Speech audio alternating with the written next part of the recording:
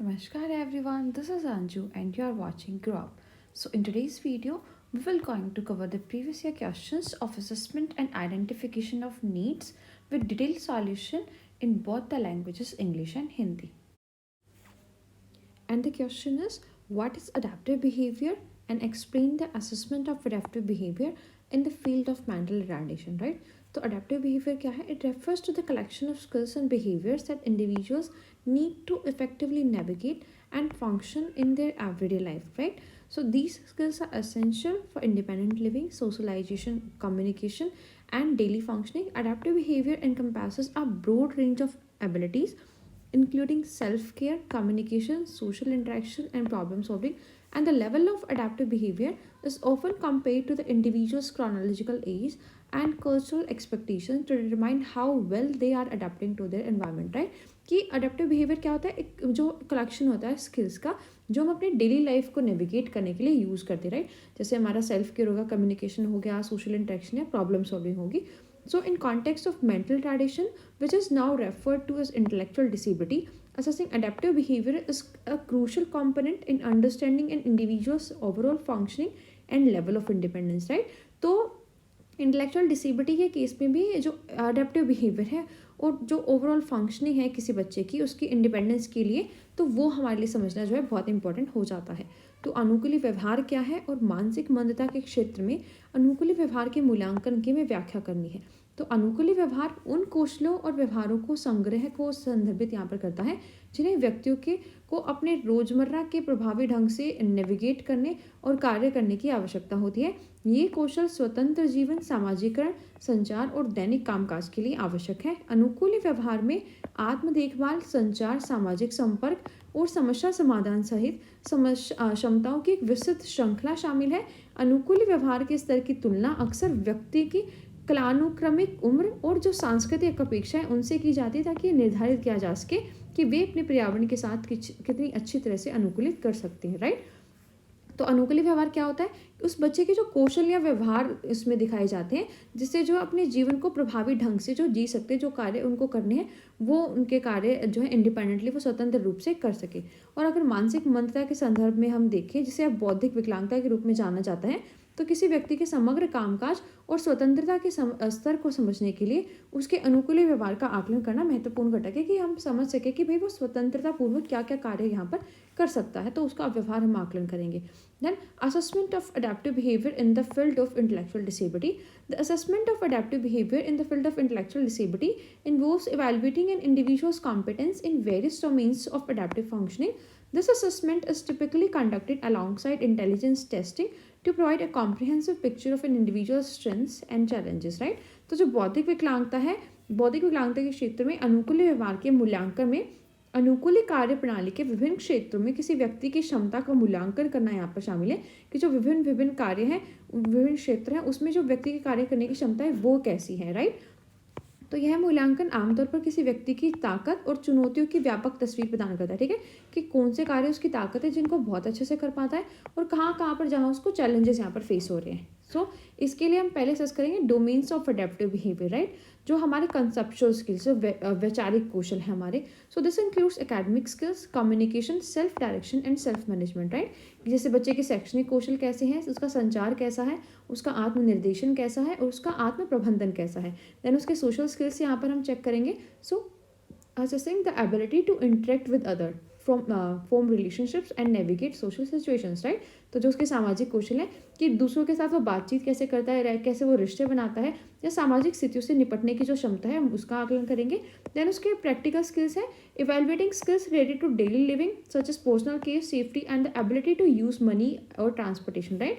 तो जो उसके व्यवहारिक कौशल है कि दैनिक जीवन से संबंधित कौशल जैसे वो व्यक्तिगत देखभाल कैसे करता है, क्या वो खुद की सुरक्षा कर सकता है, या जो धन है या परिवहन है, ठीक है, परिवहन का उपयोग वो कैसे कर सकता है, ठीक है, क्या वो अच्छे से यहाँ पर जो ट्रांसपोर्टेशन का यूज़ कर पा रहा है, धन का यूज़ कर पा रहा है, नहीं कर पा रहा है, ठीक है. तो ये हम असेस करेंगे. देन स्टैंडर्डाइज असेसमेंट टूल्स यहाँ पर होते हैं. So first is Vinland 3. This is a widely used tool that assesses adaptive behaviour across the life span. ठीक है, किसी के लाइफ स्पैन के पूरी लाइफ स्पैन में जो उसका अडेप्टिव बिहेवियर है उसको यहाँ पर हम इसके मदद से जो है असेस कर सकते हैं. It provides a comprehensive measure of adaptive functioning in communication, daily living skills, socialisation and motor skills. Right, तो जो हमारा विनलैंड 3 है यह एक व्यापक रूप से इस्तेमाल किए जाने वाला उपकरण है जो जीवन भर अनुकूली व्यवहार का आकलन करता है. यह संचार, दैनिक जीवन कौशल, सामाजिकरण और मोटर कौशल में अनुकूली कामकाज का एक व्यापक उपाय हमें प्रदान कर देता है. And then adaptive behaviour assessment system जो ABAS है हमारा, is another tool to assess adaptive behaviour. It provides a profile of an individual's strength and limitations in various adaptive domain. Right, तो इसमें किसी चीज़ में जो बच्चे की स्ट्रेंथ है या लिमिटेशंस है उनका हमें पता चल जाता है. राइट, तो ABAS एक अन्य उपकरण है जिसका उपयोग अनुकूली व्यवहार का आकलन करने के लिए किया जाता है. यह विभिन्न अनुकूली डोमेन में किसी व्यक्ति की शक्तियों और सीमाओं की प्रोफाइल यहाँ पर हमें प्रदान कर देता है. किसी व्यक्ति की क्या क्या सीमाएं हैं और क्या क्या सीमाएं हैं और क्या क्या उसकी शक्तियाँ जो टास्क वो यहाँ पर अच्छे से कर पा रहा है. देन बिहेवियरल ऑब्जर्वेशन, उसका व्यवहार का अवलोकन हम करते हैं. सो professionals may observe an individual's behavior in various settings such as home, school or community environments to assess adaptive functioning in real life situation. Right, तो जो बच्चे का वास्तविक जीवन है उसकी स्थिति की में अनुकूली कार्य प्रणाली का आकलन करने के लिए पेशेवर जो है विभिन्न सेटिंग्स जैसे घर, स्कूल या सामुदायिक वातावरण में बच्चे के व्यवहार का निरीक्षण यहाँ पर कर सकते हैं. Then interviews and parent care givers report, जो साक्षात्कार है या माता पिता देखभाल करता की रिपोर्ट है. So information from parents, care givers and teachers is valuable in assessing adaptive behaviour. ठीक है, कि जो अनुकूल व्यवहार का आकलन करते हैं तो माता पिता, देखभाल करता और शिक्षकों द्वारा दी गई जानकारी मूल्यवान है. ठीक है, कि कोई इन्फॉर्मेशन है वो हमें प्रोवाइड कर रहे हैं. स्ट्रक्चर्ड इंटरव्यूज एंड सर्विस में ऑल्सो भी use to gather information about the individual daily functioning. Right, इसके लिए हम यहाँ पर इंटरव्यू भी कर सकते हैं बच्चे की ज़्यादा इन्फॉर्मेशन गैदर करने के लिए. राइट, तो व्यक्ति के दैनिक कामकाज के बारे में जानकारी इकट्ठा करने के लिए संरचित साक्षात्कार, इंटरव्यू और सर्वेक्षण का भी उपयोग यहाँ पर हम कर सकते हैं. देन कल्चरल कंसिडरेशन, जो हमारे सांस्कृतिक विचार है. So assessments take into account cultural variations in adaptive behaviour expectations. What may be considered adaptive in one cultural context may differ from another. Right, तो कल्चर की कंसिडरेशन यहाँ पर अलग अलग होती है जो हमारे सांस्कृतिक विचार हो सकते हैं. ठीक है, हो सकता है कि एक विचार में कोई चीज़ अच्छी हो एक संस्कृति में और दूसरी संस्कृति में उसको यहाँ पर बुरा मानते हैं. And assessment should be culturally sensitive. Right, तो मूल्यांकन अनुकूली व्यवहार अपेक्षाओं में सांस्कृतिक विविधताओं के ध्यान में रखकर होना चाहिए जिससे एक सांस्कृतिक संदर्भ में अनुकूली माना जा सके और जो वो दूसरे से भिन्न हो सकता है. ठीक है, कि जो हमारे सांस्कृतिक संदर्भ है ये एक दूसरे से भिन्न हो सकते हैं और मूल्यांकन भी यहाँ पर हमारा सांस्कृतिक रूप से संवेदनशील होना चाहिए. ठीक है, उसका उल्लंघन उनको नहीं करना चाहिए. देन फंक्शनल असेसमेंट, जो कार्यात्मक मूल्यांकन है. The assessment aims to determine how well an individual can apply adaptive skills in everyday life. It focuses on practical aspects of daily functioning and independence. Right, अब जो कार्यात्मक कौशल जो है उनका मूल्यांकन यहाँ पर करते हैं कि जो बच्चे के स्किल्स है उनको अपनी लाइफ में करता कैसे है वो. राइट, तो मूल्यांकन का उद्देश्य यह निर्धारित करना है कि व्यक्ति जो है रोजमर्रा की जिंदगी में जो अनुकूलन कौशल है उनको कितनी अच्छी तरह से लागू कर रहा है, कि दैनिक कामकाज और स्वतंत्रता के व्यवहारिक पहलुओं पर केंद्रित है. Then severity levels. So adaptive behavior assessments often contribute to determining the severity level of intellectual disability. The levels ranging from mild to profound are based on the extent of limitation in adaptive functioning. Right, कि जो severity level है हमारे intellectual disability का वो भी हमें पता चल जाता है. ठीक है, कि जितनी ज़्यादा लिमिटेशन होगी उतना सीवियर यहाँ पर उसका जो है इंटेलेक्चुअल डिसेबिलिटी होगी. राइट, तो गंभीरता स्तर का भी हमें पता चल जाता है. अनुकूली व्यवहार मूल्यांकन अक्सर बौद्धिक विकलांगता की गंभीरता के स्तर को निर्धारित करने में योगदान करते हैं. हल्के से लेकर गहन तक के स्तर जो अनुकूली कार्य प्रणाली की सीमाओं की सीमा पर आधारित हो. ठीक है, कि ज़्यादा अगर बच्चा हो सकता है कि एक दो काम भी नहीं कर पा रहा तो हम बोल सकते हैं कि इसको प्रोफाउंड इंटेलेक्चुअल डिसेबिलिटी है. राइट, अगर वो अच्छे से चीज़ों को कर पा रहा है बस थोड़ी बहुत उसको हेल्प की नीड है तो हम बोल सकते हैं कि माइल्ड इंटेलेक्चुअल डिसेबिलिटी इस बच्चे को है. देन इंडिविजुअलाइज्ड प्लानिंग, व्यक्तिगत योजना उनके लिए बनाते हैं. So result from adaptive behaviour assessment inform the development of individualised intervention plans. So these plans target specific area to need and aim to enhance individual's adaptive functioning. Right, तो जो अनुकूली व्यवहार है मूल्यांकन के परिणाम व्यक्तिगत हस्तक्षेप योजनाओं के विकास को सूचित करते हैं. ये योजनाएं आवश्यकता के विशिष्ट क्षेत्रों को लक्षित करती हैं और व्यक्ति की अनुकूली कार्य प्रणाली को बढ़ाने का यहाँ पर लक्ष्य रखती हैं. देन मॉनिटरिंग प्रोसेस, जो प्रगति है उसकी हम निगरानी कैसे करते हैं. So adaptive behavior assessments are not only diagnostic tools but also serve as monitor progress over time. ठीक है, कि ऐसा नहीं कि खाली डायग्नोस करने के लिए हम यूज़ करते हैं, वो मॉनिटर भी करते हैं हमारी प्रोग्रेस को over the time. So they help gauge the effectiveness of interventions and adjustment of support strategies, right. तो वो प्रगति की निगरानी भी यहाँ करते हैं. अनुकूल व्यवहार मूल्यांकन न केवल नैदानिक उपकरण है बल्कि समय के साथ प्रगति की निगरानी करने का भी यह काम करते हैं. फिर रणनीतियों का समर्थन करने के लिए और अगर कोई हस्तक्षेप या समायोजन हमें इसमें करना है तो उसकी प्रभावशीलता का आकलन करने भी वे हमारी मदद करते हैं. Then interdisciplinary collaboration. So professionals from various disciplines including psychologist, educators and health care professionals collaborate together a holistic view of an individual's adaptive behaviour. तो जो अंत विषय संयोग है, मनोवैज्ञानिक, शिक्षक, स्वास्थ्य देखभाल पेशेवर सहित जो विभिन्न पेशेवर हैं किसी व्यक्ति के अनुकूल व्यवहार का यहाँ पर समग्र दृष्टिकोण इकट्ठा करने के लिए सहायता करते हैं. ठीक है, कि वो अपना अपना व्यू रखते हैं. ठीक है, कि साइकोलॉजिकली जो बच्चा कैसे कर रहा है, एकेडमिकली बच्चा कैसे कर रहा है. ठीक है, हेल्थ के बच्चे की कैसी है. तो ये सब यहाँ पर इंटरडिसिप्लिनरी कोलैबोरेशन होता है, तो एक हॉलिस्टिक व्यू हमें बच्चे का पता चल जाता है. Then our next question is write down several implications of report writing, right. जो रिपोर्ट राइटिंग हम करते हैं यहाँ पर मेंटल रिटार्डेशन के लिए, तो उसकी implications क्या होनी चाहिए. Firstly, diagnostic clarity, right. So the report should provide a clear and accurate diagnosis of intellectual disability, specifying the severity level if applicable, right. तो उसमें clarity होनी चाहिए और अगर हमें पता हो कि भाई severity level कितना है तो वो भी हमें उसमें include करना है. So इसकी importance क्या है. Clear diagnostic information helps guide appropriate intervention and support strategies, right. तो एक अच्छी अगर गाइड हमें मिलेगी तो जो इंटरवेंशन है या सपोर्ट सर्विसेज हैं, स्ट्रेटजीज हम बनाएंगे बच्चे के लिए, तो वो हम ज़्यादा इफेक्टफुल यहाँ पर बना पाएंगे.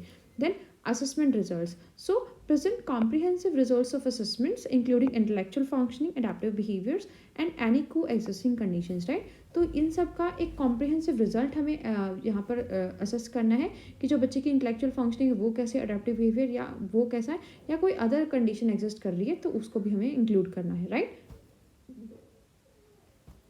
Then detailed assessment outcomes inform the understanding of an individual's strengths, challenges and specific need, right. कि अगर डिटेल्ड असेसमेंट देंगे तो उसके आउटकम यहाँ पर बता पाएंगे कि भाई बच्चे की स्ट्रेंथ्स क्या है, चैलेंजेस क्या है और उसकी स्पेसिफिक नीड्स यहाँ पर क्या है. तो रिपोर्ट लेखन में जो निहितार्थ है वो हमें लिखने थे कि नैदानिक स्पष्टता होनी चाहिए कि रिपोर्ट को जो बौद्धिक विकलांगता है उसका एक स्पष्ट और सटीक निदान जो है प्रदान करना चाहिए. यदि लागू हो तो जो गंभीरता का स्तर है वहाँ पर बौद्धिक विकलांगता का, तो वो भी उनको स्पष्ट कर देना चाहिए. इसका महत्व क्या होगा कि अगर हमें स्पष्ट नैदानिक जानकारी मिलेगी तो हम उचित हस्तक्षेप और समर्थन रणनीतियाँ यहाँ पर उसके लिए बच्चे के लिए बना पाएंगे.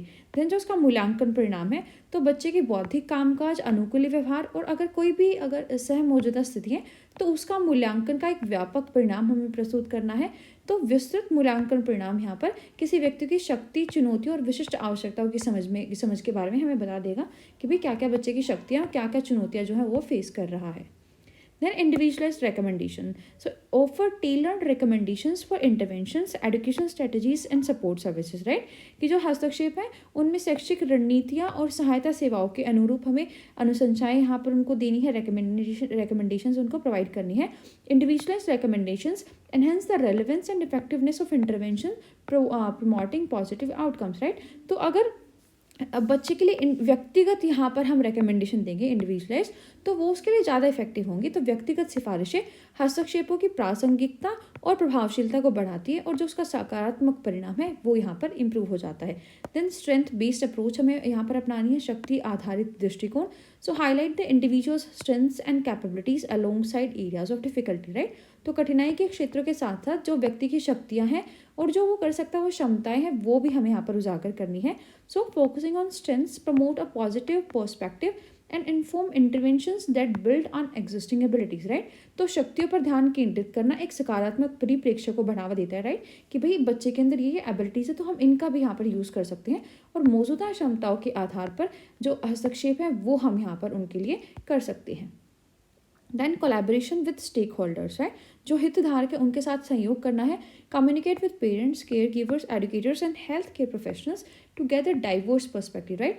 तो विविध दृष्टिकोण जुटाने के लिए माता पिता, देखभाल करने वाले शिक्षक या स्वास्थ्य देखभाल पेशेवरों के साथ हमें संवाद करना है ताकि वो अपने अपने पॉइंट ऑफ व्यू से यहाँ पर हमें जानकारी दे सकें.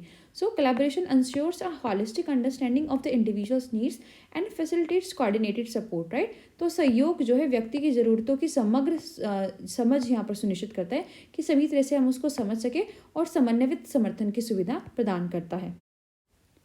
देन कल्चरल सेंसिटिविटी, जो सांस्कृतिक संवेदनशीलता है। So acknowledge and consider cultural factors assessment and intervention recommended, right. तो मूल्यांकन और हस्तक्षेप अनुशंसाओं में जो सांस्कृतिक कारक है हमें उनको स्वीकार भी करना है और उन पर विचार करना है कि हम उनके अकॉर्डिंग यहाँ पर इंटरवेंशन दे रहे हैं, ठीक है। कि ऐसी कोई जो है हम इलाज बच्चे को नहीं बता रहे कि जो उसके संस्कृति के विरुद्ध हो, राइट। जैसे किसी की संस्कृति में अगर उनको वो नॉनवेज नहीं खा सकते, राइट, और उसे किसी मेडिकल कंडीशन में अगर हम ये सुझाव दें कि आपको नॉनवेज खाना है तो वो एप्लीकेबल नहीं होगा। तो उन चीज़ों को भी हमें यहाँ पर ध्यान रखना है। Culturally sensitive reports respect the diversity of individuals and contribute to more effective intervention, right. तो सांस्कृतिक रूप से संवेदनशील रिपोर्ट व्यक्तियों की विविधता का सम्मान करती है और अधिक प्रभावी ढंग से यहाँ पर हस्तक्षेप में योगदान करती है। देन प्रोग्रेस मॉनिटर, जो उसकी प्रगति उसकी निगरानी करनी है। Include recommendations for ongoing assessment and process monitoring, right. तो जो चल रहा मूल्यांकन है उसकी प्रगति की निगरानी के लिए सिफारिशें शामिल करें, ठीक है, कि क्या क्या इसकी जो प्रोसेस यहाँ पर कैसी चल रही है, क्या क्या इंप्रूवमेंट की इसमें नीड है। Then regular monitoring allows for adjustment to interventions based on the individual's evolving need and progress, right. तो अगर हम रेगुलर मॉनिटरिंग करेंगे, निगरानी करेंगे, तो जो उस बच्चे की उभरती ज़रूरतें हैं, ठीक है, उस प्रोसेस में जो उसकी ज़रूरतें आगे आ रही हैं, उसकी प्रगति के आधार पर हस्तक्षेपों में एक समायोजन की अनुमति हमें मिल जाती है। Then legal and ethical consideration, right, जो कानूनी और नैतिक विचार हैं। So ensure that the report adheres to legal and ethical standards respecting confidentiality and privacy, right. तो सुनिश्चित करना है कि जो रिपोर्ट है गोपनीयता और निजता का सम्मान करते हुए कानूनी और नैतिक मानकों का पालन करती है, राइट, कि सब कुछ उसमें लीगली हो रहा है। Then adherence to ethical guidelines build trust and maintains the integrity of the assessment process, ठीक है। तो हम जब नैतिक दिशा निर्देशों का पालन करते हैं तो एक हमारे अंदर विश्वास पैदा होता है और जो मूल्यांकन की प्रक्रिया है वो हमारी अखंड हो जाती है, उसको अखंडता ये प्रदान करता है। देन कम्युनिकेशन स्टाइल, जो हमारे संचार की शैली है। So use clear and jargon free language making the report accessible to diverse readers, right. तो एक स्पष्ट और शब्दजाल मुक्त भाषा का हमें उपयोग करना है जिससे रिपोर्ट विभिन्न पाठकों के लिए सुलभ हो सके, right. Then clarity in communication facilitates understanding among parents, care givers, educators and other stakeholder, right. तो अगर हम रिपोर्ट में एक अच्छी स्पष्ट लैंग्वेज रखेंगे, स्पष्ट संचार करेंगे, तो माता पिता, देखभाल करने वाले शिक्षक या कोई भी हितधारक है तो उनके बीच एक सुविधाजनक समझ बन जाती है कि सभी उस चीज़ को जो है क्लियरली समझ पाते हैं जो हमने लिखा अपने रिपोर्ट में। देन बिहेवियरल ऑब्जर्वेशन, जो व्यवहार है व्यवहार का अवलोकन हम करेंगे। So include behavioural observation in the report detailing how the individuals function in various setting, right. तो उसके व्यवहार का भी हमें अवलोकन अपने रिपोर्ट में करना है कि बच्चे का व्यवहार है डिफरेंट सेटिंग्स में कैसे था, ठीक है, कि जब वो क्लासरूम में था तो उसका व्यवहार कैसा था, जब उसको गेम के लिए लेके जाया गया तो वो कैसा था, आर्ट रूम में उसका व्यवहार कैसा था, कंप्यूटर रूम में उसका व्यवहार कैसा था, राइट। तो रिपोर्ट में व्यवहार संबंधी टिप्पणियों को हमें शामिल करना है जिसमें बताया गया है कि विभिन्न सेटिंग्स में जो है बच्चा कैसे कार्य करता है। Behavioural observations provide context and contribute to more comprehensive understanding of the individual, right. तो जो व्यवहार संबंधी अवलोकन संदर्भ प्रदान करते हैं तो व्यक्ति की अधिक व्यापक समझ पाने में हमें योगदान करता है, राइट। कि हो सकता है कि बच्चे को कहीं इंटरेस्ट ना आ रहा हो, वो कंप्यूटर में बहुत अच्छा उसका बिहेवियर हो, तो हम यहाँ पर समझ पाएंगे कि कंप्यूटर में उसका इंटरेस्ट है, वहाँ पर उसका हम स्किल डेवलप कराएंगे, राइट। देन ट्रांजिशन प्लानिंग, जो संक्रमण योजना है। So address transition planning for key life stages such as transition from school to adulthood, right. तो जो जीवन के प्रमुख चरण है, जैसे स्कूल से हम अडल्टहुड में जाते हैं, तो उनके लिए हमें संक्रमण की यहाँ पर योजना बच्चों को बनाकर देनी है, ठीक है। कि उसके बाद उनको अगर हायर एजुकेशन लेनी है तो उसके लिए योजना बनाएंगे, उसके लिए कॉलेजेस उसके लिए प्रिस्क्राइब करेंगे हम, ठीक है, वहाँ पर बात करेंगे। या उसको कोई वोकेशनल स्किल सिखाना है जिससे जो एम्प्लॉयमेंट की नीड है बच्चे को, राइट, कि फाइनेंशियली इतने अच्छा बैकग्राउंड नहीं है तो एम्प्लॉयमेंट के लिए उसको अगर कोई स्किल सीखना है तो वो हम सिखाएंगे, ठीक है। तो उसके ट्रांजिशन की प्लानिंग करेंगे हम यहाँ पर स्कूल टू अडल्टहुड, ठीक है, जो उसके लिए जो महत्वपूर्ण परिवर्तन यहाँ पर है, right. So transition planning prepares individuals, families and support systems for changes in educational and life context, right। तो जो संक्रमण योजना है वो शैक्षिक और जीवन संदर्भों में बदलाव के लिए व्यक्तियों, परिवारों की सहायता प्रणाली को यहाँ पर तैयार करती है, राइट। कि जैसे वो स्कूल से अगर उसको यहाँ पर एम्प्लॉयमेंट चाहिए तो उसके लिए हम सपोर्ट प्रोवाइड करेंगे, नहीं तो स्कूल से उसको हायर एजुकेशन लेनी तो उसके लिए हम उसको सपोर्ट प्रोवाइड करेंगे, राइट। देन एजुकेशनल अकोमोडेशन, जो शैक्षिक आवास है। So recommend specific educational accommodations and modifications to support learning, right. तो उसके सीखने की सहायता के लिए विशिष्ट शैक्षिक समायोजन और संशोधनों की हमें सिफारिश करनी है। Accommodations promote educational inclusivity and cater to the individual's unique learning need, right. आवाज़ जो है हमारी शैक्षिक समावेशिता को बढ़ावा देते हैं और व्यक्तियों की अद्वितीय सीखने की ज़रूरतों को पूरा करते हैं। Then psychological and emotional wellbeing, जो मनोवैज्ञानिक और भावनात्मक जो कल्याण है, so consider and address psychological and emotional aspects discussing social and emotional wellbeing. तो जो सामाजिक या भावनात्मक कल्याण है उन पर चर्चा करते हुए मनोसामाजिक और भावनात्मक पहलुओं का हमें विचार करना है और उनको भी संबोधित करना है, ठीक है, कि बच्चा साइकोलॉजिकली या इमोशनली कैसा है, ठीक है, कि वो किसी ट्रोमा में तो नहीं या डिप्रेशन में तो नहीं, ये सब चीज़ों को हमें असेस करना है। Recognizing and addressing emotional needs contributes to a holistic approach of intellectual disability, right? तो अगर हम उसकी जो भावनात्मक ज़रूरतें, जो इमोशनल नीड्स है, उनको पहचान पाते हैं तो हम उनका समाधान करना बौद्धिक विकलांगता के प्रति समग्र दृष्टिकोण में योगदान देता है, ठीक है, कि जैसे हम अगर उसकी इमोशनल नीड्स को यहाँ पर कंप्लीट करते हैं तो वो उसकी एक हॉलिस्टिक अप्रोच में यहाँ पर कंट्रीब्यूट करेगा उसकी इंटेलेक्चुअल डिसेबिलिटी को ओवरकम करने के लिए। देन लॉन्ग टर्म प्लानिंग उसकी करेंगे, discuss long term planning including vocational options and independent living consideration, right? तो व्यवसायिक विकल्पों और स्वतंत्र जीवन संबंधी विचारों सहित उसकी दीर्घकालिक योजना हमें करनी है, ठीक है, कि कैसे अपनी लाइफ में वो इंडिपेंडेंटली क्या क्या काम कर सकता है, क्या क्या वोकेशनल ऑप्शन बच्चे के पास है, वो हमें बतानी है। Then long term planning prepares individuals and their support systems for future transitions and opportunities, right? जो दीर्घकालिक योजनाएं हैं व्यक्तियों और उनकी सहायता प्रणालियों को भविष्य के बदलावों और अवसरों के लिए तैयार की जाती है, राइट? कि उनके भविष्य में क्या क्या बदलाव होंगे और क्या क्या उनको अवसर मिलेंगे, तो इसकी एक दीर्घकालिक योजना हमें बनानी है अपनी रिपोर्ट में। Then our next question is, describe the measures to be taken before delivery, during delivery and after delivery to prevention of intellectual disability, right? कि intellectual disability को यहाँ पर prevent करने के लिए हम डिलीवरी के टाइम पर क्या क्या measures जो है ले सकते हैं। So before delivery preconception care हमें लेनी है, ठीक है, गर्भाधान से पहले। So encourage women to seek preconception preconception care before becoming pregnant, right? कि प्रेग्नेंट होने से पहले जो वो प्री कंसेप्शन केयर उनको लेनी चाहिए। Ensure women are in good physical and mental health, addressing any existing medical condition, right? कि वो अपना मेडिकली जो है चेकअप कराए कि कोई मेडिकल कंडीशन तो नहीं है, और उनकी फिजिकल और मेंटल हेल्थ क्या है तो उसका भी उनको चेकअप कराना चाहिए प्री कंसेप्शन पे, right? Then promote a healthy life style including proper nutrition, regular exercise and avoidance of harmful substances like tobacco and alcohol, right? तो उनकी जो लाइफ स्टाइल है वो यहाँ पर अच्छी होनी चाहिए, कि एक हेल्दी लाइफ स्टाइल हो जहाँ पर वो प्रॉपर न्यूट्रिशन उनको मिले, डेली एक्सरसाइज करे और कोई हार्मफुल सब्सटेंसेस का इनटेक वो ना करे, right? Then avoidance of harmful substances, right? जो हानिकारक पदार्थ है उनसे बचाव। So educate pregnant women about the risk of tobacco, alcohol and illicit drug use during pregnancy, right? तो गर्भवती महिलाओं को गर्भावस्था के दौरान जो तंबाकू, शराब या अवैध नशीली दवाएं हैं उनके उपयोग के खतरों के बारे में हमें शिक्षित करना है, राइट? कि वो उसको यहाँ पर कंज्यूम ना करें। Then encourage of cessation of smoking and alcohol consumption, right? तो यहाँ पर साथ ही साथ जो धूम्रपान और शराब है उसके सेवन को बंद करने के लिए भी हमें उनको प्रोत्साहित करना है। देन इन्फेक्शन प्रिवेंशन, की संक्रमण से बचाव हो उसके लिए हमें उसको शिक्षित करना है। Emphasise hygiene practices to prevent infections during pregnancy, कि गर्भावस्था के दौरान जो संक्रमण है उसको रोकने के लिए हमें स्वच्छता प्रथाओं पर जोर देना है। Provide vaccinations as appropriate to protect against disease that could harm the developing fetus, right?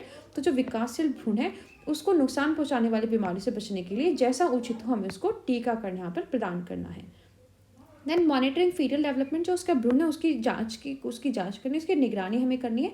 Use regular ultrasound and other monitoring techniques to assess fetal growth and detect any abnormalities, right? तो भ्रूण के विकास का आकलन करने और किसी भी असामान्यता का पता लगाने के लिए हमें नियमित अल्ट्रासाउंड और अन्य निगरानी तरीकों का यहाँ पर उपयोग करना है। Then manage any identified issues promptly to minimise potential harm, तो जो संभावित नुकसान है उसको कम करने के लिए जो कोई भी समस्या हमें पहचान में आई है, ठीक है, कि ये समस्या है तो उसका हमें तुरंत प्रबंधन करना है, उसका तुरंत समाधान करना है। देन आफ्टर डिलीवरी हम क्या करेंगे? पोस्ट नेटल केयर करेंगे। Ensure timely postnatal care for both the mother and the newborn, right? कि जन्म के बाद जो है जो माँ की और जो बच्चे की उसकी टाइमली हमें केयर करनी है। बेबी की हेल्थ है, ग्रोथ है, डेवलपमेंट है, उसकी यहाँ पर निगरानी रखनी है। देन जो न्यूबॉर्न स्क्रीनिंग होगी, जैसे अपगार हो गया हमारा, implement routine newborn screening programs to detect the managed conditions that could lead to intellectual disability, right?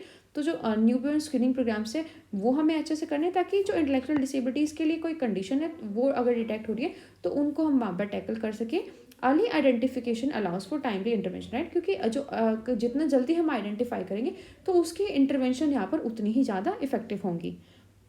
तो प्रसव के बाद क्या करना है कि माँ और नवजात शिशु दोनों के लिए समय पर प्रसवोत्तर देखभाल हमें सुनिश्चित करनी है और बच्चे के स्वास्थ्य, वृद्धि और विकास की निगरानी करनी है। साथ ही साथ नवजात शिशु की जांच है तो उन स्थितियों का पता लगाने और प्रबंधन करने के लिए नियमित नवजात स्क्रीनिंग कार्यक्रम लागू करें जो बौद्धिक विकलांगता का यहाँ पर कारण बन सकते हैं, क्योंकि प्रारंभिक जो पहचान है समय पर हस्तक्षेप की अनुमति देती है कि अगर हम समय से किसी चीज़ पर हस्तक्षेप करें तो वो चीज़ें हमारे यहाँ पर जल्दी ठीक हो सकती हैं। Then parental education and support, जो माता पिता है उनकी शिक्षा और सहायता। So provide parents with information and child development, parenting practices and the importance of stimulation and interaction, right. तो जो माता पिता है उनको बाल विकास, पालन पोषण की प्रथाएं और उत्तेजना के और बातचीत के महत्व के बारे में हमें जानकारी देनी है कि कैसे ये सारी चीज़ें जो बच्चे के इफेक्टिव डेवलपमेंट में यहाँ पर जो है इफेक्टिवली काम करती हैं। Then offer support services for family, particularly those with children at risk of developmental delays, right? तो स्पेशली उन परिवारों को हमें सहायता सेवाएं प्रदान करनी है जिनके जो है बच्चे में विकासात्मक देरी का यहाँ पर खतरा है। देन इम्यूनाइजेशन, जो टीकाकरण है वो हमें करना है। Ensure the timely administration of vaccinations to protect against preventable disease, right, कि जो रोकथाम योग्य बीमारी है उनसे बचाव के लिए समय पर टीकाकरण हमें सुनिश्चित करना है। Immunisation contribute to overall health and reduces the risk of conditions that could lead to intellectual disabilities, right. जो टीकाकरण है हमारे समग्र स्वास्थ्य में यहाँ पर योगदान देता है और उन स्थितियों के जोखिम को कम करता है जो बौद्धिक विकलांगता का कारण बन सकती हैं।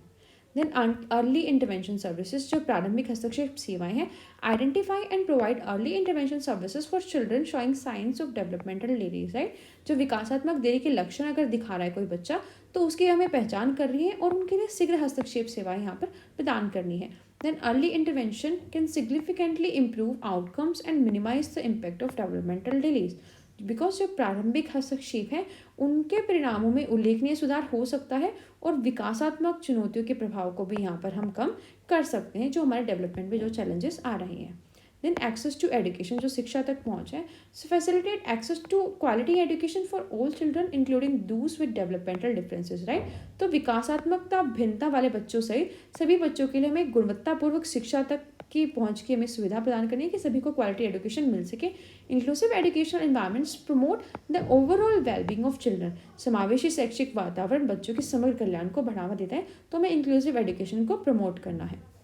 Then preventing accidents and injuring, right, दुर्घटनाओं और चोटों को हमें रोकना है। Educate parents and caregivers और childproofing homes to prevent accident and injuries, right. तो दुर्घटनाओं और चोटों को रोकने के लिए माता पिता और देखभाल करने वालों को बच्चों को सुरक्षित रखने वाले घरों के बारे में शिक्षित करना, राइट, कि घर पे हम क्या क्या चीज़ें रखें, क्या क्या चीज़ें जो है बच्चे से दूर रखें जिससे जो है बच्चा सुरक्षित रहे। Address safety concerns to reduce the risk of head injuries और trauma that may lead to intellectual disabilities, right. तो सिर की चोटें या आघात के जोखिम को कम करने के लिए सुरक्षा चिंताओं का समाधान करें जिससे यहाँ पर बौद्धिक विकलांगता जो है बच्चे को हो सकती है। देन मेंटल हेल्थ सपोर्ट, जो मानसिक स्वास्थ्य सहायता है। Offer mental health support to families as stressors and mental health issues can impact child development. तो परिवारों को मानसिक स्वास्थ्य सहायता में प्रदान करनी है क्योंकि तनाव और मानसिक स्वास्थ्य संबंधी समस्याएं बाल विकास को प्रभावित कर सकती हैं।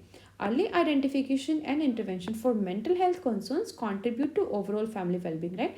तो मानसिक स्वास्थ्य संबंधी चिंताओं की जितनी शीघ्र पहचान और हस्तक्षेप हम करेंगे वो समग्र परिवार के कल्याण में यहाँ पर योगदान देती है। देन कम्युनिटी प्रोग्राम्स, जो सामुदायिक कार्यक्रम होते हैं। Implement community programmes that focus on maternal and child health education and support, right. तो सामुदायिक कार्यक्रम लागू करने हैं हमें जो मातृ शिशु स्वास्थ्य और शिक्षा और सहायता पर यहाँ पर केंद्रित हो। Community engagement can enhance overall well-being and reduces the risk of factors contributing to intellectual disabilities. तो जो सामुदायिक सहभागिता है समग्र कल्याण को बढ़ा सकती है और बौद्धिक विकलांगता वाले लक्षणों में जो योगदान करते हैं उन कारकों के जोखिम को भी कम कर सकती है। Then our next question is, what are the characteristics of intellectual disabled children? Right, तो उनकी कैरेक्टरिस्टिक्स हमें देखना है। First is intellectual functioning, right. So below average intellectual question, right. So children with intellectual disability typical have an IQ below 70 indicating limitations in intellectual functioning. तो जो बच्चे हैं जिनका आईक्यू यहाँ पर 70 से कम होता है, तो उनकी कैरेक्टरिस्टिक ये होती है कि उनका आईक्यू यहाँ पर 70 से कम होता है, तो वहाँ पर जो इंटेलेक्चुअल फंक्शनिंग है उसमें उनकी लिमिटेशंस मिलेंगी। कॉग्निटिव डिलीज उनको हो सकते हैं, difficulties in area such as memory, problem solving and abstract thinking, right, कि उनकी जो मेमोरी है, प्रॉब्लम सॉल्विंग है, एब्स्ट्रैक्ट थिंकिंग है, उनमें उनको डिले हो सकता है। Adaptive behaviour, so deficits in adaptive behaviour, challenges in developing adaptive behaviour skills necessary for daily life including self care, communication, socialisation and independent living. तो वो जो उनके बिहेवियर है डेली लाइफ के, ठीक है, अडेप्टिव स्किल्स है, उनको अच्छे से इंप्लीमेंट नहीं कर पाएंगे, अपनी सेल्फ केयर है, उनका कम्युनिकेशन है या सोशलाइजेशन है, वो यहाँ पर अच्छे से नहीं कर पाएंगे। Struggles with activities such as dressing, feeding and using public transportation, साथ ही साथ जो ऐसी एक्टिविटीज है ड्रेसिंग करना, खाना खाना या पब्लिक ट्रांसपोर्टेशन को यूज़ करना, तो उसमें भी जो है वो बहुत स्ट्रगल करेंगे। तो बौद्धिक रूप से अक्षम बच्चों की क्या विशेषताएं, क्या कैरेक्टरिस्टिक्स हैं, वो हमें देखनी थी। तो जो उनकी बौद्धिक कार्य प्रणाली है, तो उनका औसत बौद्धिक स्तर अक्सर 70 जो है आईक्यू होता है, 70 से नीचे होता है, जिससे उनके जो बौद्धिक कामकाज है वो उस पर सीमाओं को यहाँ पर दर्शाता है कि उसका बौद्धिक कामकाज में ज़्यादा सीमाएं यहाँ पर है, वो अच्छे से नहीं चल रहा।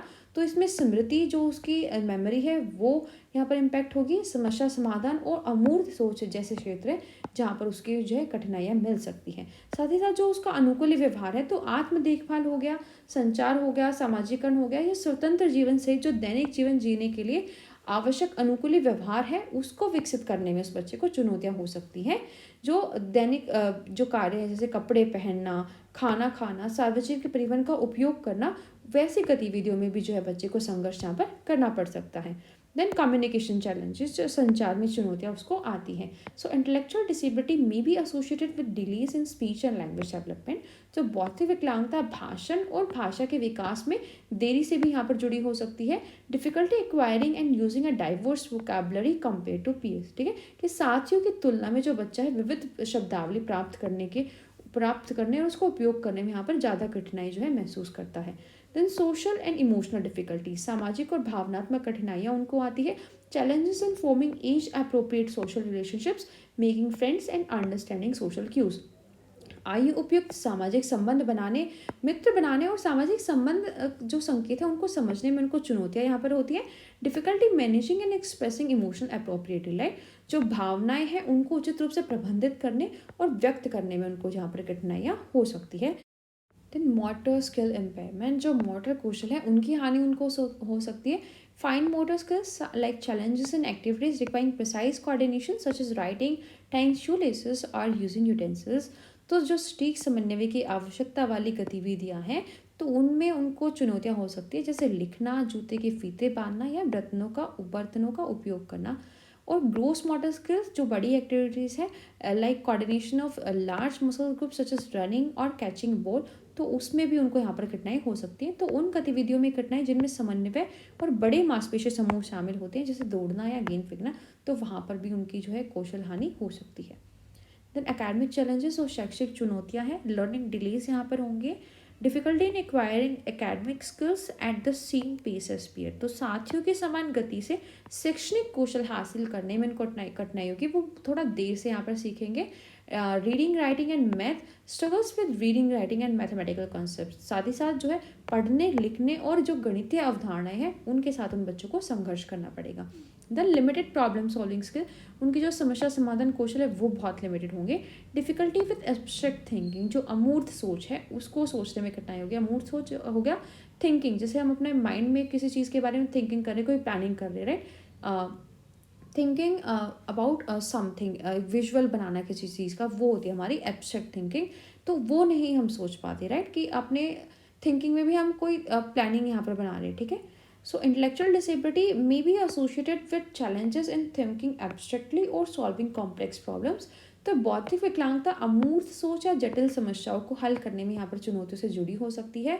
साथ ही साथ जो कॉन्क्रीट थिंकिंग है, a preference for concrete and tangible information rather than abstract topics, तो अमूर्त अवधारणा की बजाय जो ठोस और मूर्त जानकारी, राइट, ठोस और मूर्त जानकारी वो होती है जिसको हम देख सकते हैं, ठीक है, कि मुझे दिख रहा है कि एक चीज़ मेरे आगे नहीं है तो वो नहीं है, मैं मानूंगी, वो है हमारी ठोस और मूर्त जानकारी। अमूर्त जानकारी ऐसी है कि मुझे पता है वो चीज़ यहाँ नहीं लेकिन वो एग्जिस्ट कर रही होगी, राइट।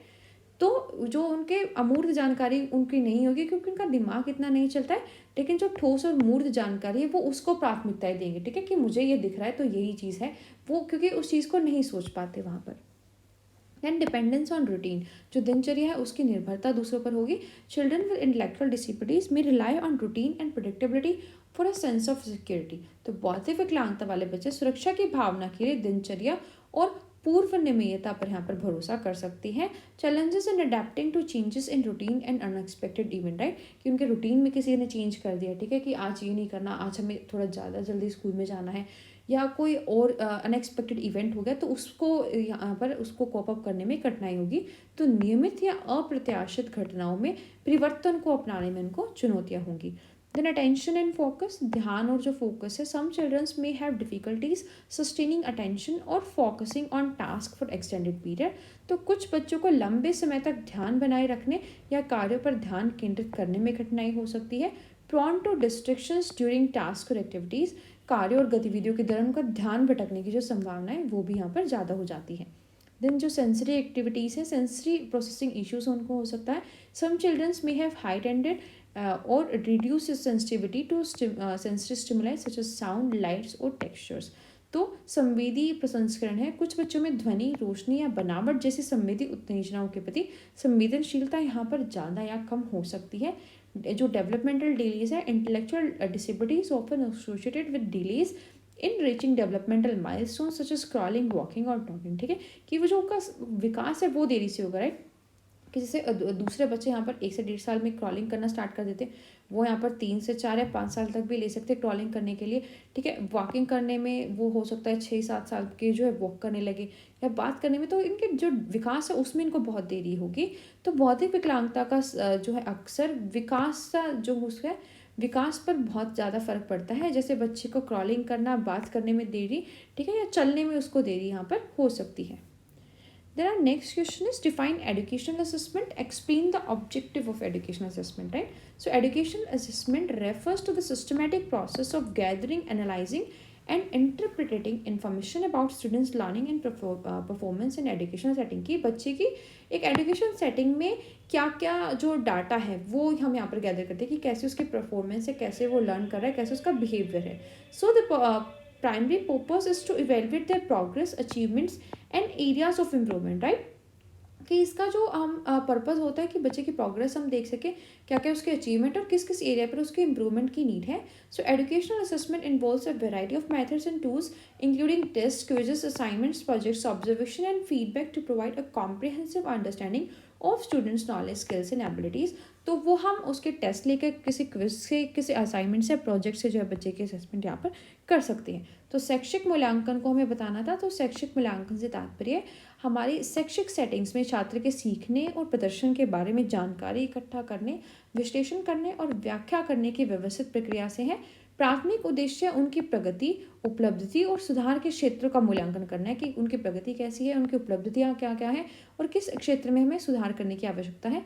तो शैक्षिक मूल्यांकन में छात्रों के ज्ञान, कौशल और क्षमताओं की व्यापक समझ प्रदान करने के लिए प्रशिक्षण, क्विज, असाइनमेंट, प्रोजेक्ट अवलोकन या फीडबैक सहित विभिन्न तरीके या उपकरण वहाँ पर शामिल हो सकते हैं, राइट। अब इसका उद्देश्य क्या है वो हम देखेंगे। सो ऑब्जेक्टिव्स क्या है एजुकेशनल असेसमेंट के? मेजर स्टूडेंट्स लर्निंग, तो जो विद्यार्थियों की सीखने की क्षमता है उसको हम मेजर कर सकते हैं। The central objective of educational assessment is to measure what students have learn and involves evaluating their knowledge, understanding and proficiency in specific subjects और स्किल्स। तो शैक्षिक मूल्यांकन का केंद्रीय उद्देश्य यह मापना है कि छात्र ने क्या सीखा है। इसमें विशिष्ट विषय या कौशलों को उनके ज्ञान, समझ या दक्षता का मूल्यांकन करना शामिल है कि उनके क्या क्या विशिष्ट कौशल है, क्या क्या उनका ज्ञान है, कहाँ कहाँ पर उनकी दक्षता है। डायग्नोसिस, स्ट्रेंथ्स एंड वीकनेस, तो जो बच्चे की ताकत है और कमजोरियाँ हैं उनको हम पहचान कर सकते हैं, उनका निदान कर सकते हैं। Identify individuals strengths and weaknesses, inform instruction strategies, assessment results help tailor to teaching methods to address student specific need. तो जो निर्देशात्मक रणनीतियाँ हैं उनको सूचित करने के लिए व्यक्तिगत छात्रों की ताकत और कमजोरियों की पहचान हम कर सकते हैं और उनके मूल्यांकन के परिणाम पर जो है शिक्षक छात्रों की विशिष्ट आवश्यकताओं को पूरा करने के लिए जो उनकी शिक्षण की विधियाँ हैं उनको तैयार कर सकते हैं, राइट। कि अगर किसी बच्चे को एक तरीके से समझ में नहीं आ रहा, उसकी कोई और यहाँ पर ज़रूरत है, नीड है, तो उसके अकॉर्डिंग वो उस बच्चे को समझाएंगे। देन इन्फॉर्म इंस्ट्रक्शनल प्लानिंग, जो अनुदेशात्मक योजनाएं वो सूचित करनी है। Education assessment provides valuable information to educators about the effectiveness of their teaching methods.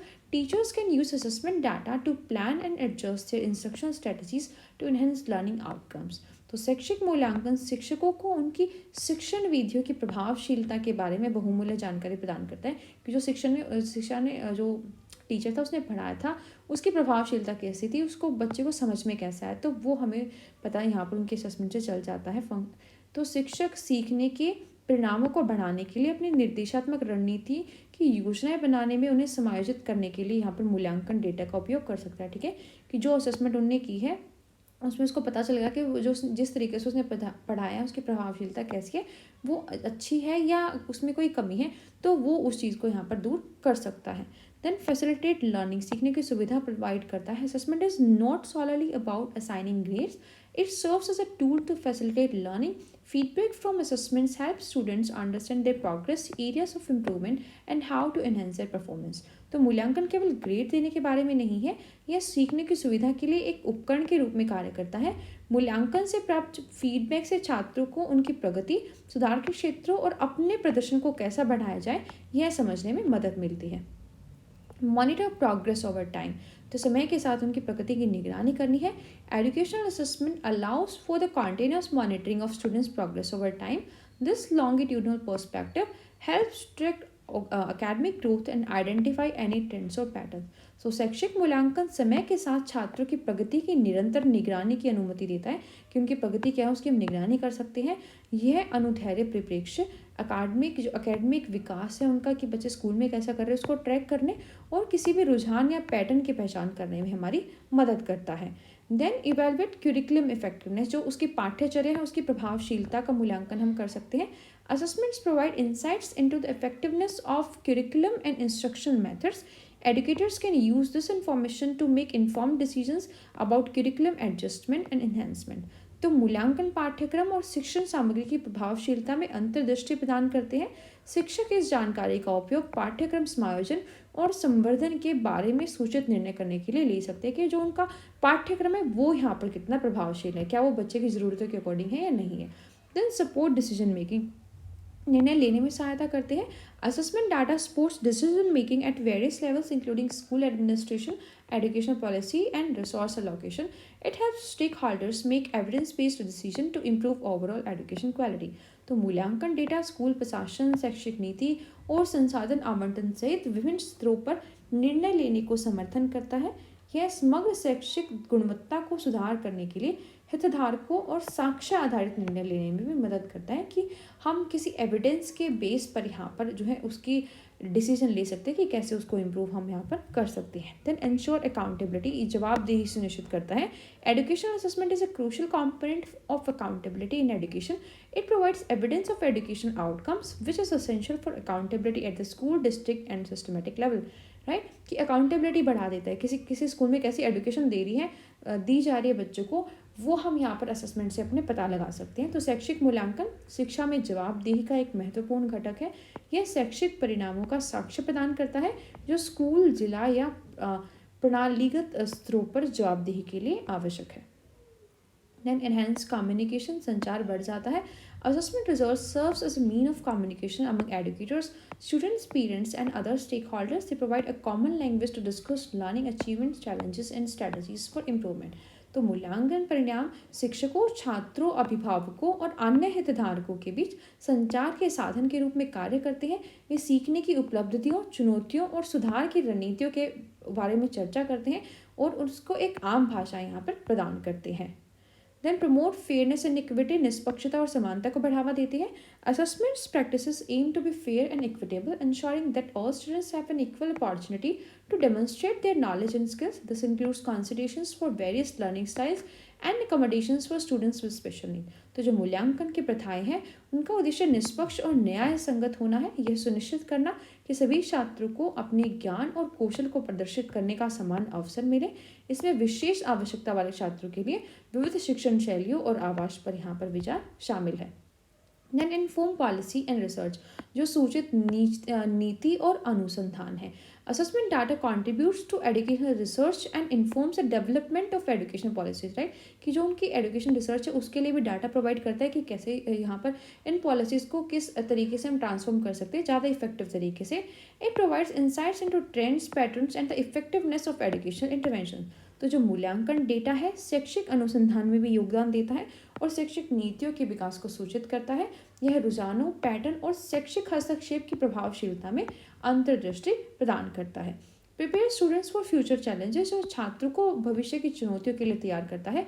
Assessments plays a role in preparing students for future challenges by helping them developing critical thinking, problem solving skills and a stronger foundation of knowledge that is applicable beyond the classroom।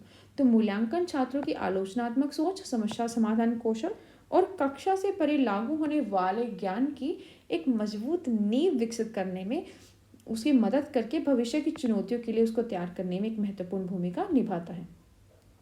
Then our next question is what is vocational assessment, right. जो हम vocational assessment के बच्चे के लिए बात कर रहे थे तो वो है क्या, right. So vocational assessment is a systematic process that evaluates an individual skills, interest, abilities and aptitudes to determine their suitability for specific occupation और वोकेशनल ट्रेनिंग प्रोग्राम। तो इसमें हम देखते हैं कि भाई बच्चे का इंटरेस्ट क्या है, उसकी एबिलिटी क्या है, उसका एप्टीट्यूड क्या है, जिससे हम ये डिटरमाइन कर सकें कि कौन सा ऑक्यूपेशन है जहाँ पर बच्चा जा सकता है, किस ऑक्यूपेशन के लिए हम उसको वोकेशनल ट्रेनिंग यहाँ पर दे सकते हैं, राइट। कि कंप्यूटर में बच्चा ज़्यादा अच्छा है, मैथ्स में ज़्यादा अच्छा है या किसी और काम में ज़्यादा अच्छा है, उसको किस चीज़ के लिए ऑक्यूपेशन हम दिलवा सकते हैं, क्या ट्रेनिंग हमें उसको देनी है, ये होती है हमारी vocational assessment. The primary goal of vocational assessment is to help individual make informed decision about their career path and to guide vocational rehabilitation और training services. This assessment is particularly valuable for individuals with disabilities or those facing challenges that may impact their career choices। तो इससे जो individuals जिनको यहाँ पे career choices बनाने में difficulty हो रही है उनके लिए बहुत अच्छा होता है कि वो उनको अच्छे से असेसमेंट उनकी कर लेते हैं और उनकी इंटरेस्ट और एबिलिटीज़ के अकॉर्डिंग उनका एक एम वो बना देते हैं। It aids in identifying potential vocational goals, aligning skills with suitable occupations, and developing strategies to enhance employability। तो ये उनके जो पोटेंशियल वोकेशनल गोल्स है उनको आइडेंटिफाई करते हैं, उनके स्किल्स है उनको उनके ऑक्यूपेशंस के लिए कंपेयर करते हैं कि वो सुटेबल है या नहीं है, और उसके लिए यहाँ पर उनकी एम्प्लॉयबिलिटी के लिए स्ट्रेटजीज भी इन्हेंस करते हैं। तो व्यवसायिक मूल्यांकन क्या है? व्यवसायिक मूल्यांकन एक व्यवस्थित प्रक्रिया है जो विशिष्ट व्यवसायों और व्यावसायिक प्रशिक्षण कार्यक्रमों के लिए उनकी उपयुक्तता निर्धारित करने के लिए किसी व्यक्ति की कौशल, रुचियों, क्षमताओं और योग्यताओं का मूल्यांकन करती है। व्यवसायिक मूल्यांकन का प्राथमिक लक्ष्य व्यक्तियों को उनके करियर पथ के बारे में सूचित निर्णय लेने में मदद करना और व्यावसायिक पुनर्वास या प्रशिक्षण सेवाओं का मार्गदर्शन करना है। यह मूल्यांकन विकलांग व्यक्तियों या उन चुनौतियों का सामना करने वाले लोगों के लिए विशेष रूप से मूल्यवान है जो उनके करियर विकल्पों को प्रभावित करते हैं। यह संभावित व्यावसायिक लक्ष्यों की पहचान करने, उपयुक्त व्यवसायों के साथ कौशल को संरेखित करने और रोजगार बढ़ाने की क्षमता के लिए रणनीति विकास करने में जो है बच्चों की सहायता करता है। की कंपोनेंट्स क्या है यहाँ पर वोकेशनल असेसमेंट के? इसका जो इंटरेस्ट है बच्चे का वो यहाँ पर देखा जाता है। Assesses an individuals preferences and interest regarding different types of work activities, industries and job environment. तो जो विभिन्न प्रकार की कार्य गतिविधियाँ हैं, उद्योग हैं या कोई नौकरी का माहौल है, उसके संबंध में व्यक्ति की क्या क्या प्राथमिकताएं हैं, क्या क्या रुचियाँ हैं, उनको यहाँ पर असेस किया जाता है, उनका आकलन किया जाता है। स्किल असेसमेंट की जाती है कि बच्चे के अंदर कौशल कैसे हैं। Evaluate the individuals current skill set including both technical and soft skill relevant to the workforce.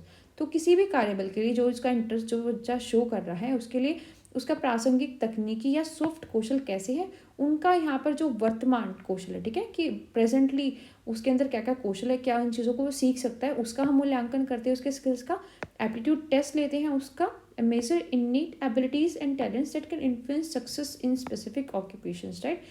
कि उसकी अभिक्षमता की परीक्षा लेते हैं कि जो जन्मजात क्षमता अगर किसी बच्चे के अंदर ऐसी हो कि प्रतिभाओं को माप सके, जो विशिष्ट व्यवसायों में यहाँ पर सफलता को प्रभावित कर सकती है। जैसे अकाउंटेंट उसको बनना है तो उसके जो मैथ्स के स्किल हैं तो उसको हम यहाँ पर मेजर करेंगे। Work history and experience. Review the individual's work history, identifying past experiences, achievements and challenges in various job setting। तो जो बच्चे का कार्य इतिहास है और अनुभव है उसका हमें पता लगाना है कि विभिन्न कार्य सेटिंग्स या पिछले अनुभव बच्चे के कैसे क्या क्या उपलब्धियां हैं, क्या क्या चुनौतियां हैं जो बच्चा यहाँ पर फेस करता था। Then accommodations and support needs. Assist any accommodations or support services the individual may require in the workplace, especially if they have disability, right? तो जो उनकी आवास की या सहायक सेवाएं उनको हमें देखना है कि किसी व्यक्ति को कार्यस्थल पर किसी भी आवास या सहायक सेवाओं की आवश्यकता हो सकती है, तो उसका हमें यहाँ पर आकलन करता है, खासकर अगर वो विकलांग है तो।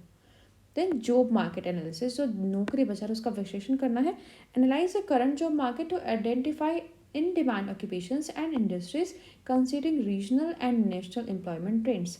तो क्षेत्रीय या राष्ट्रीय रोजगार रुझान है उन पर विचार करते हुए जो मांग वाले व्यवसाय, ठीक है, जिनका नीड है यहाँ पर, तो उनको और उन उद्योगों की पहचान करने के लिए वर्तमान नौकरी बाजार का हमें विश्लेषण करना है कि आगे जाकर भाई क्या की स्किल हमें जो बच्चे को सिखा सकते हैं जिसके इनकी एम्प्लॉयबिलिटी यहाँ पर जल्दी हो सकती है। देन कैरियर काउंसलिंग, जो कैरियर के लिए परामर्श उनको देना है। Provide guidance in career counselling to help individuals explore and understanding their vocational interest, set realistic career goals and develop a plan for achieving them. तो व्यक्तियों को उनके व्यवसायिक हितों का पता लगाने और समझने के लिए, यथार्थवादी कैरियर लक्ष्य निर्धारित करने के लिए, उन्हें प्राप्त करने के लिए योजना विकसित करने में मदद करने के लिए हमें मार्गदर्शन प्रदान करना है, ठीक है, कि उनको अच्छे से समझाना है कि अगर उनका इंटरेस्ट किसी ऐसी चीज़ में जिसके लिए हम एम्प्लॉयबिलिटी नहीं है, ठीक है, उनका करियर नहीं है, तो उनको समझाना है कि कैसे वो उस इंटरेस्ट को यहाँ पर थोड़ा मॉडिफाई करके एक एम्प्लॉयबिलिटी स्किल जो है अपने अंदर बढ़ा सकते हैं। देन गोल सेटिंग, जो उनके लक्ष्य की स्थापना करनी है। Collaboratively set vocational goals that align with the individual skill, interest and aspiration. तो सहयोगपूर्ण जो व्यावसायिक लक्ष्य निर्धारित करने हमें जो बच्चे की कौशल, रुचि और आकांक्षाओं के अनुरूप हो। Training and education recommendations, recommend vocational training programs, workshops or educational courses that can enhance the individual's qualifications and marketability।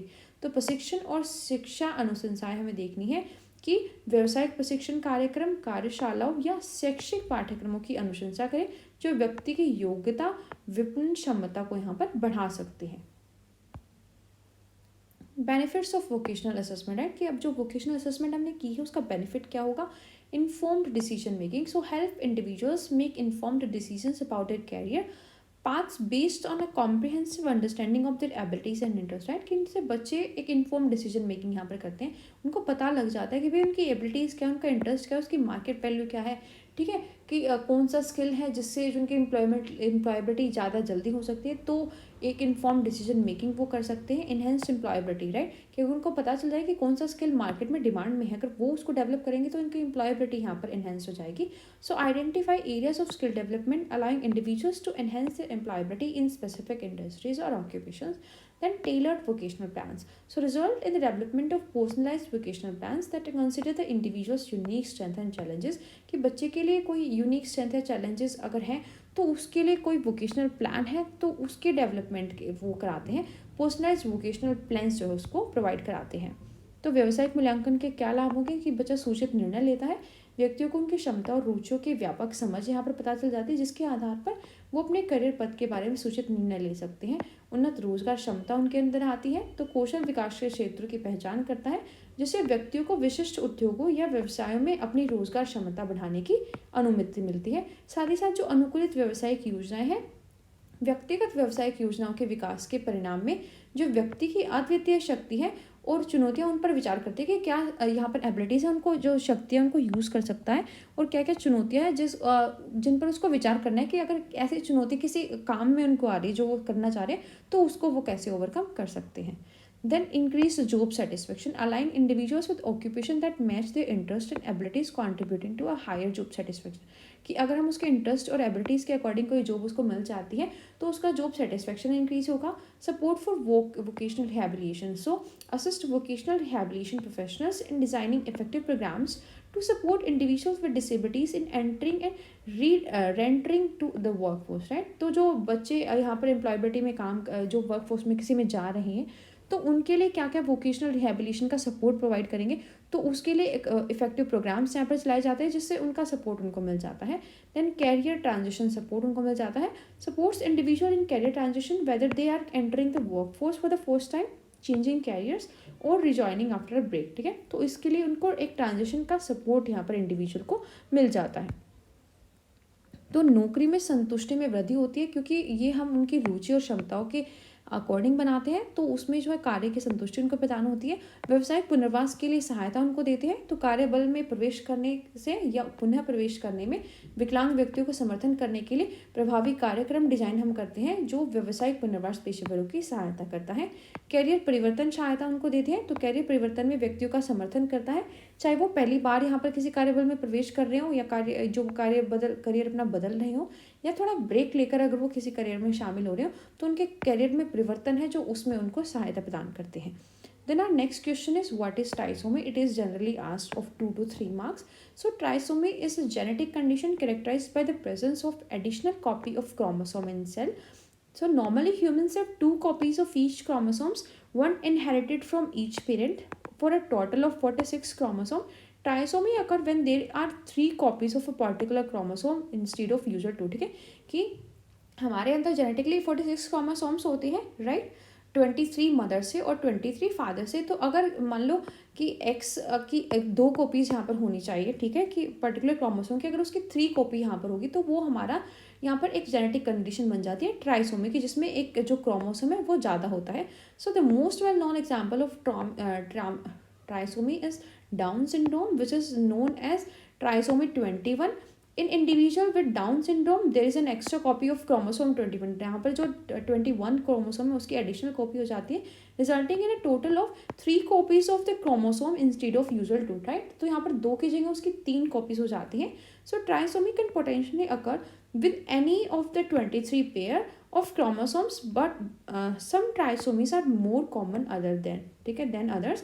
So the extra genetic material can lead various developmental and health challenges depending on which chromosome is affected, right? तो अगर 23 में से कोई भी pair यहाँ पर जिसकी एक एडिशनल कॉपी बन जाती है, ठीक है, तो उसके कारण में ट्राइसोमी हो जाता है। उसके कारण हमें जहाँ पर डिफरेंट हेल्थ चैलेंजेस यहाँ पर या डेवलपमेंट में अपने चैलेंजेस फेस करने को मिल सकते हैं। सो ट्राइसोमी क्या है? ट्राइसोमी एक अनुवांशिक स्थिति है जो कोशिकाओं में गुणसूत्रों की एक अतिरिक्त प्राप्ति की उपस्थिति की विशेषता है। आमतौर पर मनुष्य के पास जो है 46 गुणसूत्र होते हैं। तो ट्राइसोमी तब होता है जब किसी विशेष गुणसूत्र की सामान्य 2 की बजाय 3 प्रतियां होती है, राइट। सामान्य तो हमारे अंदर 2 होती है, लेकिन अगर 3 किसी गुणसूत्र की होती है तो हमें ट्राइसोमी होता है। ट्राइसोमी का सबसे प्रसिद्ध उदाहरण हमारा होता है डाउन सिंड्रोम, जिसमें ट्राइसोमी 21 के रूप में भी हमें जाना जाता है, जिसको हम ट्राइसोमी 21 के रूप में जाने जाते हैं, राइट, जिसमें डाउन सिंड्रोम को।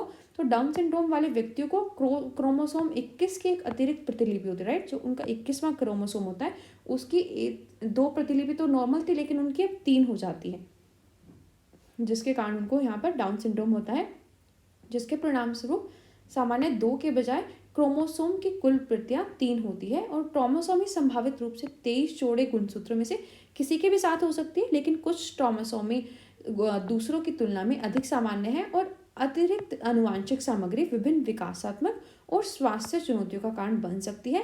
यह इस बात पर निर्भर करता है कि कौन सा गुणसूत्र यहाँ पर प्रभावित हुआ है, उसके अकॉर्डिंग जो है बच्चे को चुनौतियों का सामना यहाँ पर करना पड़ता है। So we have completed all the questions of assessment and identification of needs, right? So if you like our content, you can subscribe to our channel for more videos related to BEd special education and special education teacher. So see you in the next video. Till then, namaskar.